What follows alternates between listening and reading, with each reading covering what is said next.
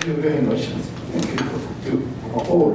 So, more than 9/10 of those who died from hunger from Kazakhstan to Ukraine between 1931 and 1944, and then in China from 1958 to 62, were peasants, as we know. In other words, those who did not produce wheat or rice had a much better chance of surviving than those who did. In both countries, excessive grain collection was the main cause of the death.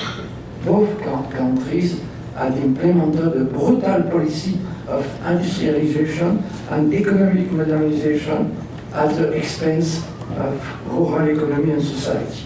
But this is as said and repeated and documented today, so I won't go into any detail.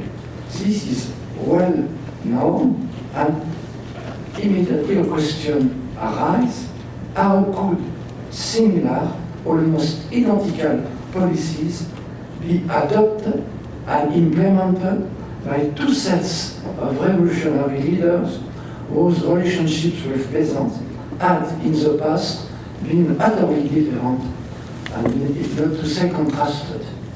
So, first of all, how Russian and Chinese revolutionaries viewed and treated peasants. In Russia is quite simple, and that will be my first part. I'll try to make brief, because I will not teach anything to most of you. It's for Bolshevik, the peasantry represented from the outset the accursed issue. They intended to perform a proletarian revolution in a peasant nation. There was, as we know, there were about 3% of workers in 1917, as opposed to much more than 80% of peasants. So Bolshevik pretended to perform an anti-capitalist revolution in a backward country, and they saw the mujik as the embodiment of backwardness and barbarity. They saw peasants as the main obstacle to modernization, which required, of course, urbanization and industrialization. Gorky, prior to his exile, who was not one of them, at the time he was still criticizing the Bolsheviks, shared their feelings concerning the peasants.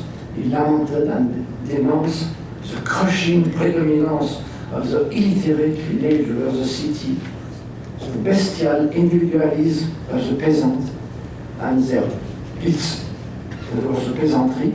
I'm sorry. Thank you. And its utter lack of social feelings. Marx, who had said no less about the French peasantry, at least envisioned the possibility of the conjunction of a peasantoire and the proletarian revolution, the peasantoire helping the proletarian revolution. And this is what happened in 1917, providing that we agree to label the October coup for proletarian revolution. By assaulting and setting fire to mansions and dividing the land of the law, peasants did help the Bolsheviks to win power.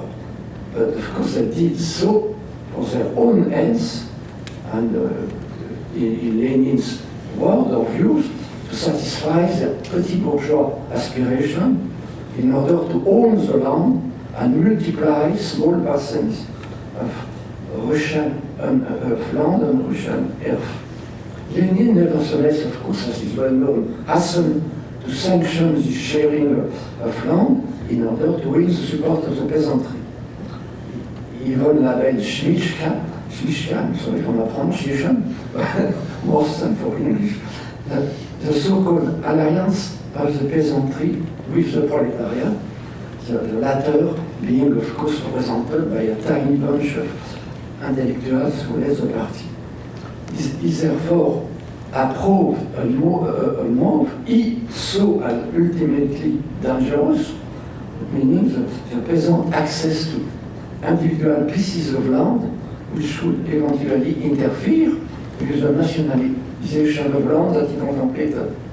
The same Lenin would say a few years later, peasantry secrets capitalism each day, each hour.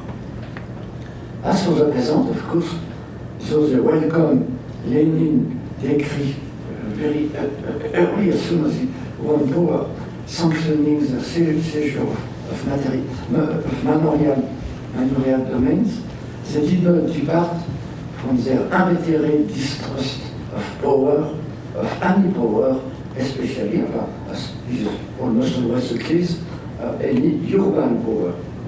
Bolshevik came from the town, just as did the chinovniki, the Tsar officials, and they furthermore indulged in strange tropes, glorifying, for instance, the bedniak, the poor peasant.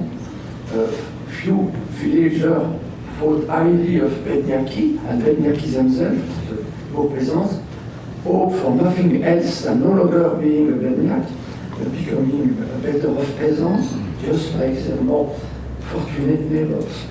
So I do not intend to retrace the history of Bolshevik peasant relation. I will simply, I will say nothing about the worst and better known under Stalin's, let's say after the great turning point. I will just say a few words for Lenin's time and the NEP, which of course is well known. I just need to point out that lack of understanding from the very beginning in the relation between the peasant and Bolshevik or Soviet leaders. From 1918 on, the Soviet power tried and organized bedniaki into committees of the poor in order to expand their tiny influence in the countryside, where the Bolshevik Party was almost non-existent. As early as 1918 as well, in the countryside, the Soviet government sent to the village armored brigade that commandeered grain. To be sure, civil war had by then broken out, and the Soviet regime needed to nourish Red Army soldiers in order to survive. And as soon as the summer of 1918, and more so in the fall of 1918, more than 200 peasant riots erupted. They became larger, widespread revolt by the spring of 1919, when the government began to recruit conscripts in order to fight the White Armies. Originally recruited mostly from Red Army deserters, the so-called Green, because they hid in the forest, fought neither for the Red or the White, but against both Red and Whites. They just wanted to get rid of requisitioning of men for a war that was none of their business, of horses for carrying weapons, of grain to feed cities and those soldiers that had come from the cities. By 2021, there were more Greens insurrectionists than the total number of all white soldiers during the whole of Civil War. They were harshly repressed and replied in the same way. From the first act of the peasantoire, to use André Graciosi word, from 1918 to 22, the Bolsheviks retained a lasting feeling of both their vulnerability and the peasant barbarity. A barbarity that had, of course, welcomed during the summer of 1917 against the Honesty the Lord. Decided in March 21, in no small part because of the necessity of confronting that large peasant insurrection, the NEP, the new economic policy, could be considered a victory for peasants as they would pay tax instead of having their grain forcibly collected by the state, and for becoming authorized to privately sell their product.